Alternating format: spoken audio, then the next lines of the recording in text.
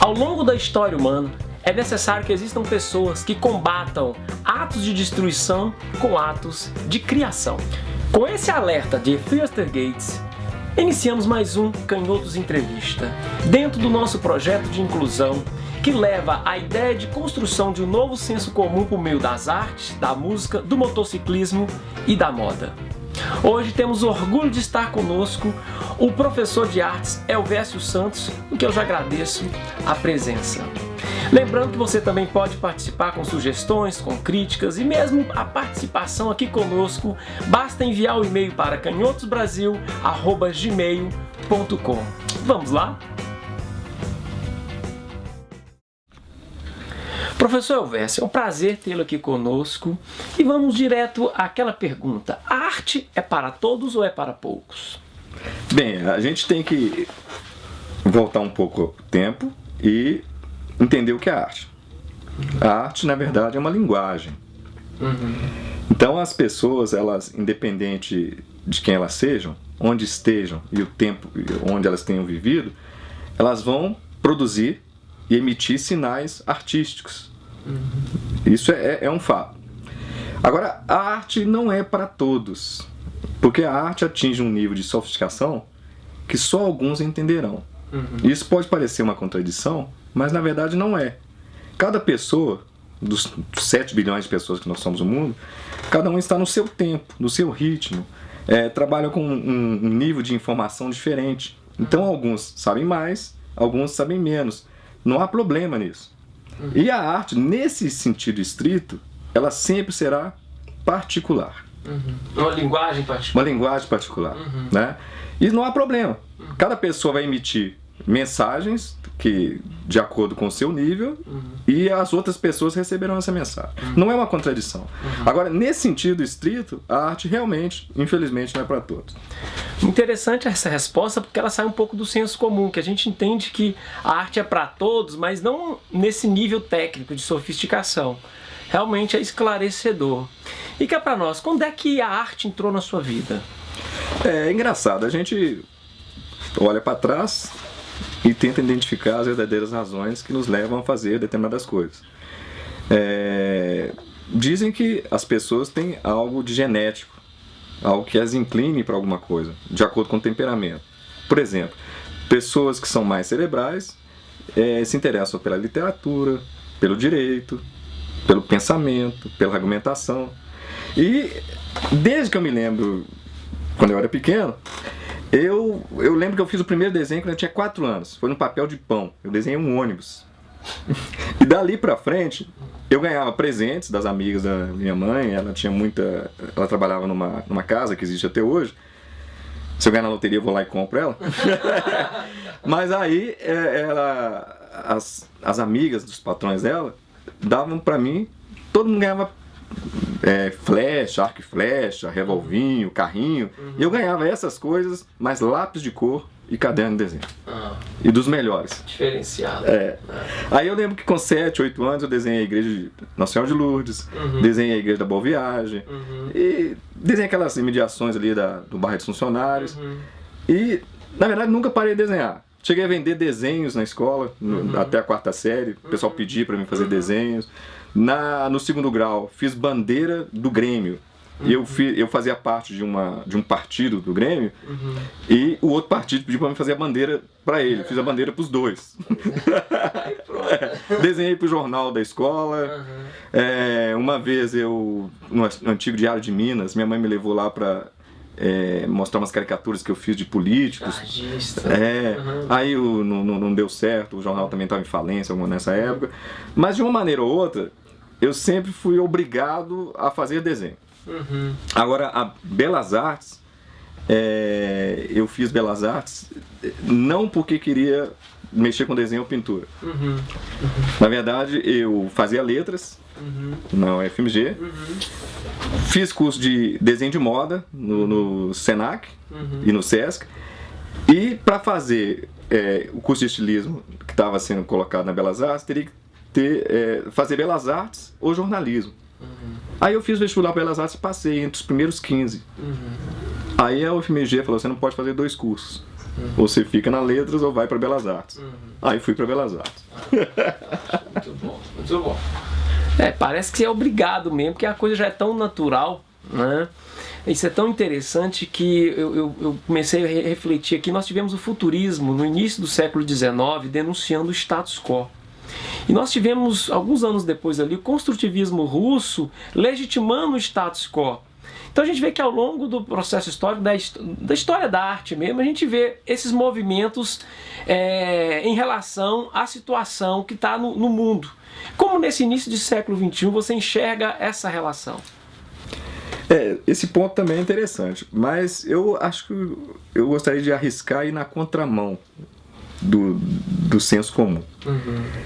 Na verdade, se a gente olhar a história com mais atenção, os artistas sempre foram a favor do status quo. A rebeldia artística, ela se manifesta individualmente, solitariamente, ou às vezes inconscientemente. Van Gogh, por exemplo, que é considerado pós-impressionista. Van Gogh jamais teve consciência do que fazia. Ao contrário de outros artistas que se imaginavam em uma outra posição. Pablo Picasso era anarquista. Era contra o que ele via ao redor dele na sociedade. Mas normalmente, se a gente olhar hoje, a maioria dos artistas, eles detectam aquela situação que é mais favorável, que irá promovê-los. É o contrário da ideia que a gente pensa que eles estão querendo... Então não tem aquele engajamento político, não tem. Na verdade ele é muito mais de sobrevivência, mercadológico, do que necessariamente ideológico. E mais uma vez, muitas vezes ele é um apoio eficiente ao status quo. Ao sistema. Assim eu me lembro do Champ, que ele dizia, né, que não leva os artistas e a arte tão a sério. Na verdade, eles têm também o interesse deles, né? Eles têm aquela sensibilidade, aquela sofisticação da linguagem, de falar situações que o meio comum não tem, mas não leva eles tanto a sério, né? Me conta aqui, qual que é o impacto da tecnologia hoje nas artes? Seja não só no fazer, mas em nível de material. Como vocês estão lidando com isso hoje? Essa pergunta é boa. Eu vou acabar sendo contra sem selo. Quando eu estava na Belas Artes, e já faz mais de uma década, havia uma discussão na direção da faculdade se deveríamos apropriar da tecnologia e usar no curso ou não. Então, para comprar câmeras, que na época custaram uma fortuna, e computadores e scanners, foi uma luta. Quer dizer, mais de 10 anos, quase 20, essa discussão já estava lá. Agora, nós não podemos esquecer que o artista sempre usou tecnologia. Por exemplo, quando os artistas usavam a câmera escura para tirar cola das imagens para fazer os quadros, porque quando você vai na galeria e vê um quadro, você imagina, esse cara olhou a modelo e desenhou. Durante o curso de Belas Artes, desenho, pintura, normalmente a gente faz isso. Fica o modelo nu na nossa frente, eu olho para a pessoa e copio os detalhes todos que eu acho importantes. Então eu dependo de enxergar bem, dependo de haver uma boa luz sobre a modelo ou o modelo, e eu vou diante da paisagem e eu preciso copiar o que está lá. Mas os artistas sempre usaram artifícios, tecnologia, para facilitar o seu trabalho.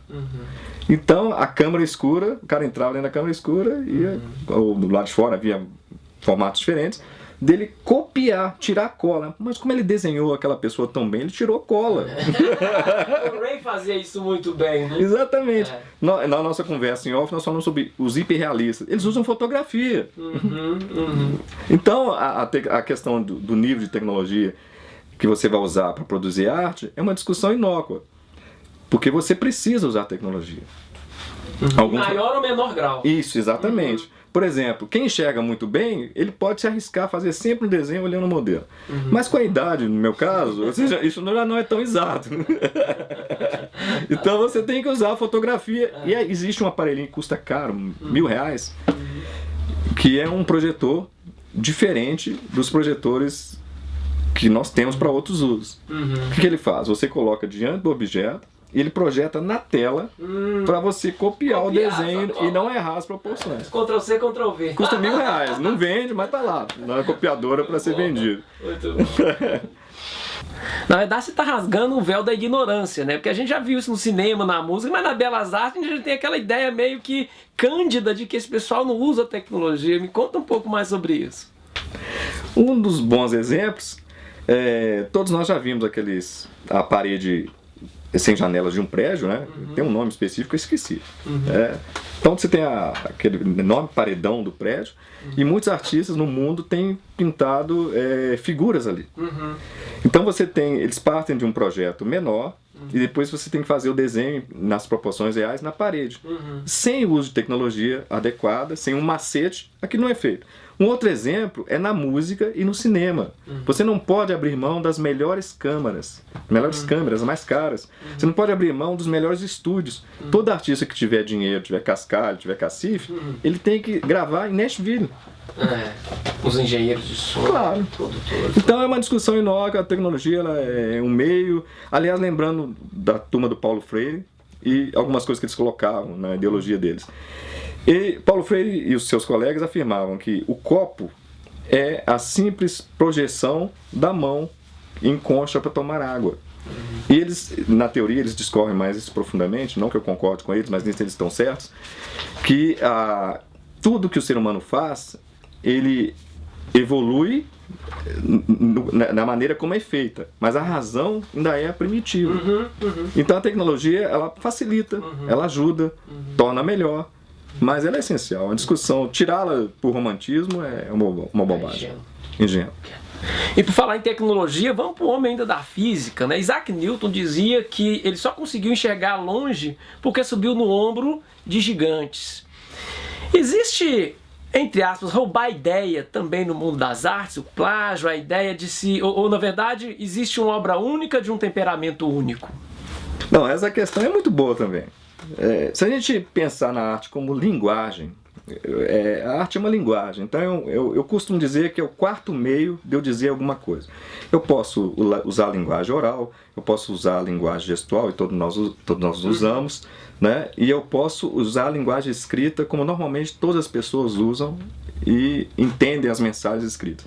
Mas a arte seria o quarto meio de alguém expressar alguma coisa. Como toda linguagem, eu dificilmente vou ser original em português, vou ser original em italiano, vou ser original usando uma linguagem. O que eu faço de originalidade em qualquer linguagem é acrescentar um elemento. Na verdade, quando um pintor faz uma pintura, ele não tem muitas opções. Ele tem 3 opções. Ou ele faz natureza morta, ou faz retrato, ou faz paisagem. Aí já matou. Não há mais o que fazer. É verdade. E no retrato, nós temos, tradicionalmente, algumas convenções para se fazer um retrato. Eu faço o corpo inteiro, ou faço o torso, ou faço o rosto. A paisagem também, eu tenho poucas opções. E a natureza morta, eu tenho um leque de coisas que eu posso colocar na natureza morta. Eu mudo de lugar, eu faço uma... Cézanne, né? Eu faço uma série de modificações, mas originalidade pura e simples é impossível. Não existe. Na verdade, o próprio espectador, ele está querendo ver uma coisa que ele já viu. Nem que seja uma releitura, né? Exatamente. E se a gente for para o campo da música, é pior ainda. Nós temos as escalas gregas, os modos gregos, né? Nós temos as escalas e tal, e quando a gente vê um guitarrista fazendo aquela coisa maravilhosa, 13 minutos de solo, na verdade não há nada de novo naquilo. É maravilhoso, eu gosto muito de rock and roll. Joe Satriani. Mas não tem nada de novo. Ele está misturando os modos gregos todos lá, que eu não lembro quantos são mais, mas que são vários, e o cara tem que estudar mesmo, e ele apenas coloca aquilo harmonia mesmo, com exatidão no momento certo. Agora criar um solo de guitarra novíssimo, não tem. Mas sempre apareceu um novo solo que vai cativar a gente. Muito bom. Aqui, no seu ofício durante anos de professor de artes, conta pra nós um pouco aí de uma situação que você lembra que é inusitada, engraçada ou mesmo constrangedora. Bem, professor, eu gostei demais dessa pergunta na hora que eu vi lá. E só lembrei de um caso, nem busquei na minha mente outros. Esse é muito interessante. Mas antes de dar essa resposta, eu fui dar aulas, não porque eu pretendia dar aulas. Eu tive uma educação que foi boa, mas foi problemática. Eu não fui... meus pais disseram para mim, vai estudar. E eu gostava de estudar, eles perceberam, todo mundo percebia, e eu ia estudar. E meu primeiro emprego foi aos 21 anos, muito tardiamente. E durante muito tempo eu acalentei a ideia vaga de um idealismo muito exacerbado. Então eu fui fazer belas artes, fui fazer letras antes, jornalismo antes, não para... Era o ideal, eu tinha um ideal, né, na cabeça e tal, e não era para dar aula. Fui fazer letras para escrever e fui fazer belas artes, como eu disse antes, para fazer o curso de estilismo a nível superior, mas não pensava dar aula. Aí minha esposa, que é professora, casei com uma professora, formada em magistério, ela passou numa escola para procurar serviço para ela, e mulher fala muito, né? Comunica bem e tal. Ela disse, olha, mas... disseram para ela, para você não tem vaga não, mas meu marido faz belas artes, traz ele agora. Ela foi em casa e 2 horas depois estava dando aula. Aí não saí mais. Mas gostou da cachaça. 25 anos. Mas, e aí, como eu disse para o senhor em off, eu sempre dei aula para todas as turmas da escola. 18 turmas, um cargo inteiro, aquele negócio todo. Então, era uma aula por semana, então, todas as turmas. E aí eu consegui, até hoje eu dou aula para pais, para os filhos deles e para os netos deles. E teve uma vez, numa outra escola, no início do ano, eu sempre converso com eles. Eu dou muito aula expositiva, conversando, e nada de fazer atividade no livro. Primeiro que não tinha livro, vai ter ano que vem. Então, sempre conversando, um grande papo com eles. E aí eu falei, estava falando sobre a importância da arte e o que era arte. Eu sempre começo com isso. A arte é uma linguagem, eu explico e tal, papá. E na primeira carteira tinha um menininho olhando para mim assim, né? Aí levantou o dedinho. E daqui a pouco eu te atendo e tô falando sobre a arte é uma linguagem, dando exemplo, aquele negócio. E com o dedo lá. E ele com o dedo. E ficou lá com o dedo em pé. Aí na hora que eu parei, muito bem, qual que é a sua pergunta? Professor, é que você deu aula para minha irmã há 2 anos. E ela chegou em casa e disse que a cor não existe. A cor existe ou não existe? Nossa, o menino tava com 2 anos. 2 anos depois. E eu imagino que a menina que levou isso para casa não foi a menina mais exemplar, mais Caxias, a mais nerd. O impacto foi tão grande que ela chegou em casa, andou 10 quarteirões, chegou em casa e contou para todo mundo. E o irmão menorzinho dela guardou a pergunta por 2 anos. E eu usava cabelo grande, né? Tipo Michael Jackson e tal. Ele é esse que falou essa bobagem. É agora que eu vou tirar a língua. A cor é uma convenção, meu amigo. Aí fui explicar a questão da física, né? Que a luz bate nos objetos e parte da luz retorna ou não. E aí nós temos uma sensação, uma ilusão que aquela cor está ali naquele objeto. E que a cor não existe em lugar nenhum. Nossa, é um impacto. Mas teve outras situações nesse nível. Buscando essa ideia de educação, a ideia de inclusão, a questão das artes, eu sei que você tem um site que é muito visitado, não só no Brasil, como no exterior. Conta um pouco dessa história para nós aí. Bem, assim como eu entrei no magistério porque eu casei com uma professora, eu dou aula no estado e na prefeitura, no ensino fundamental e ensino médio. As turmas do ensino médio diminuíram, EJA, aí fiquei só com o fundamental. Mas o meu concurso no estado era para dar aula só para o ensino médio. E aí, eu sempre trabalho 2 turnos, mas durante 6, 7 anos trabalhei 3 turnos. Eu vi no anúncio da escola que havia um concurso interno na prefeitura para trabalhar com tecnologia da informação. Já tinha vencido o prazo, mas eu mandei o e-mail e eles me responderam, participei da seleção, da entrevista e fui contratado. Fiquei lá 6, 7 anos trabalhando com tecnologia. Na Secretaria de Educação da Prefeitura, o objetivo era treinar professores com o uso da tecnologia da educação. Os professores usaram o computador nas suas aulas e como planejar as suas aulas, etc. E aí, uma das coisas que eu ensinava nesse treinamento era como fazer um blog, porque o objetivo era levar os professores a usar o blog na educação e aí terem um maior alcance junto aos alunos. Até hoje não sei de casos de professores que tiveram sucesso, mas aí eu teria que, ao ensinar a fazer o blog, mostrar para eles que esse não era só fazer o blog. Esse blog tinha que alimentar e esse blog tinha que alcançar pessoas. Então nada melhor para provar isso do que eu fazer o meu. E aí fiz um blog nessa época. Hoje tem uns 5 ou 6 blogs, alguns eu parei de alimentar, mas no total são mais de 1 milhão de visitas. Uau! E um deles, já que a minha matéria era arte, é sobre artes. E eu tentei abordar a arte de uma maneira que fosse diferente dos outros blogs, que não fosse professoral, que não fosse aquela coisa de artista, obra, data, cor da cueca do artista, aquelas coisas.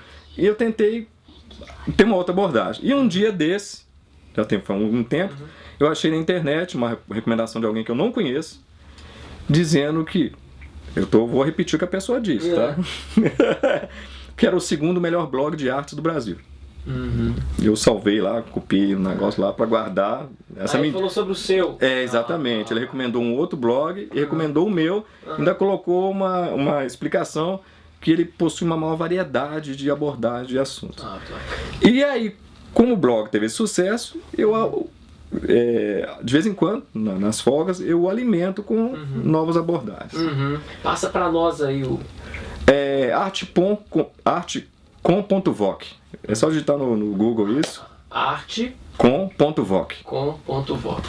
Na verdade, o título do blog é arte.com.você. Você. Então o voc é de você. Muito bom. Vem cá, Elvésio, e o que você diria para aquele nosso espectador, espectadora, que busca desenvolver suas habilidades e quer ir flertar com as belas artes? A gente tem que voltar à definição de arte, né? A arte é uma linguagem e, fundamentalmente, acho que todas as profissões, mas a arte depende de alguma coisa que a gente não sabe exatamente, que é alguma coisa que pertence, é característica da pessoa. Então, as pessoas que mexem com arte, elas são inclinadas a mexer com arte. Isso é um fato. Nós não sabemos qual é a razão. Porque alguém desenha, porque alguém pinta, porque alguém toca um instrumento, porque alguém escreve poesias, porque alguém escreve um romance. Eu tenho um amigo que ele fez até o penúltimo período de direito, abandonou o curso, foi ser empresário, mas ele escreveu 3 romances. E agora, depois de muitos anos, agora ele montou uma editora e vai produzir livros dele e dos outros. Ou seja, eu conheço ele desde o ensino médio. Então, o que leva uma pessoa a escrever, ou pintar, ou desenhar, ou tocar um instrumento, ou cantar? Fiquei sabendo ontem de uma moça que apaixonou pela Céline Dion, e ela não é maluca, é uma pessoa normal, mas ela aprendeu inglês, aprendeu francês, foi para assistir 2 shows da Céline Dion e teve a sorte da Céline Dion chamá-la para cantar junto. E isso, né, ela deve ter uns 20 e poucos anos, ela gastou pelo menos 13 anos nesse sonho. Então a gente não sabe por que exatamente alguém vai produzir arte. Agora, o conselho que eu dou é que o artista, aquela pessoa que tem uma inclinação para fazer uma coisa ou outra dentro da arte, que ela se estude e tenha informação para aquilo que ela vai fazer. Porque, como eu disse no início, e agora eu vou esclarecer, por que a arte não é para todos? Porque a arte é como toda produção humana, ela tende à sofisticação. Então, a música começou lá entre os gregos, e o que se faz na música é conseguir uma sofisticação na música. O mesmo se faz na pintura, o mesmo se faz no desenho, o mesmo se faz na literatura, o mesmo se faz no cinema. E não se consegue sofisticação sem informação. Porque nós precisamos do acúmulo de conhecimento para produzir coisas. Claro que seja o filme, seja a música, seja o desenho, seja a pintura, vai ter um elemento que a gente não sabe identificar, que é pessoal. Então, no desenho tem o traço. É o DNA, né? Isso. Tem aquele traço. Na pintura tem o traço. Inclusive com os ruídos. Na música também, por exemplo, na música popular, muitos cantores populares não serviriam para música erudita. Exatamente porque a voz deles tem um defeito. Mas o defeito é a cor da voz da pessoa. A própria Céline Dion que eu citei, ela tem uma voz anasalada, um nariz, um som de nariz. Que outra pessoa que seja mezzo-soprano como ela, não tenha, mas a outra não tem graça. É exatamente o som nasalado que traz a beleza.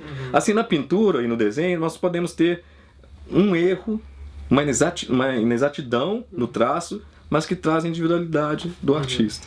Mas sem informação não é possível produzir uma arte de qualidade. A informação é a base do conhecimento. Exatamente. E o mais profundo na arte é a consciência, porque o artista é seletivo. Ele é a primeira pessoa que seleciona o que ele vai deixar para as pessoas. Muitos compositores, pintores e desenhistas jogaram muita coisa fora, que as pessoas gostariam de ver e até achariam bom, mas no conceito dele não satisfaz. Não queria.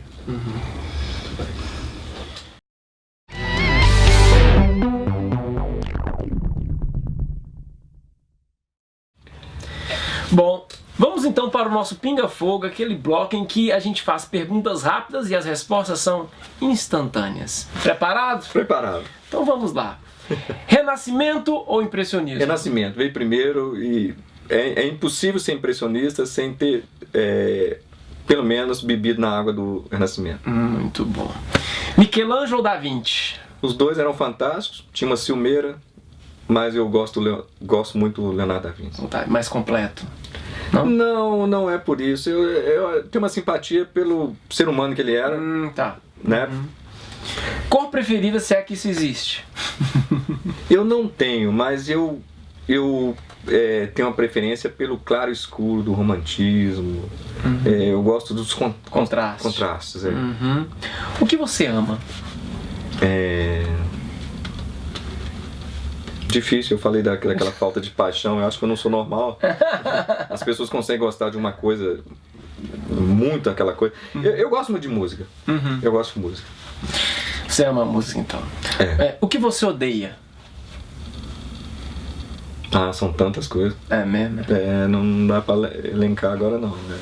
Tem muita coisa ruim. Tem. Mas que você odeia mesmo, aquela que você fala, olha, você lembra ruim, você lembra de cara. Eu sou de momento. Você conhece meu filho, meus filhos falam muito bem de você, professor.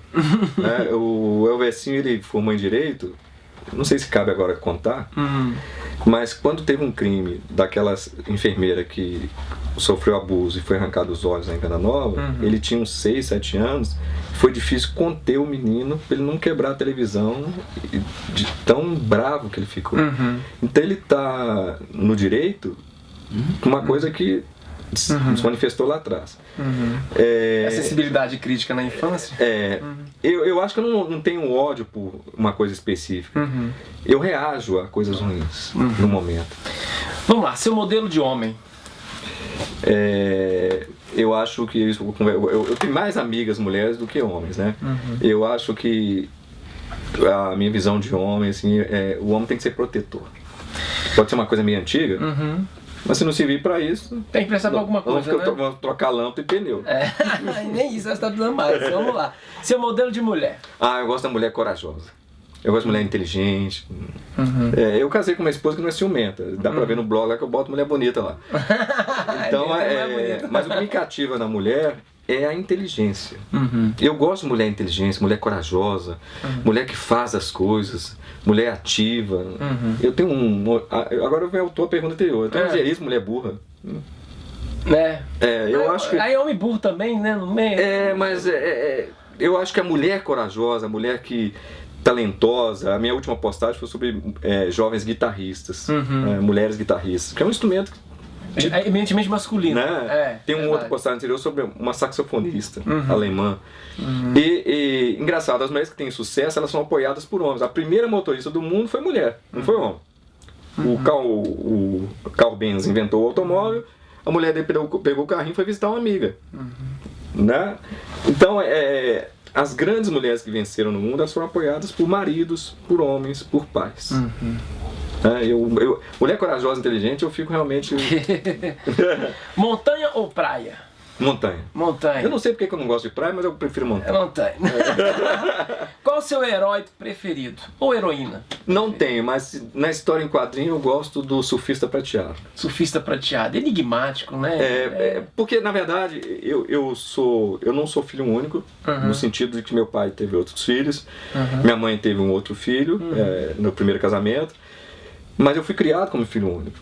Então as personagens que são solitárias me cativam porque, em certo sentido, eu me identifico com elas. Muito bom. Conhece o Surfista Prateado? A história, sim. Eu li gibi, muito gibi. Vamos lá, por fim, um lugar que você sonha conhecer. Não tem. Não tem. Não tem. Eu acho que me adaptaria em qualquer lugar. Acho que o fato de ser solitário... uma vez eu, conversando com amigos, me disseram o seguinte: tem 2 ou 3 coisas que você tem dificuldade de se adaptar num outro lugar: comida e música.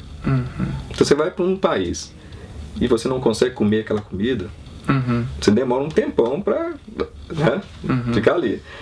E a música também, você vai para um lugar que os vizinhos estão tocando aquela musiquinha que você detesta, né? Mas eu me adapto. Eu acho que não tem lugar especial.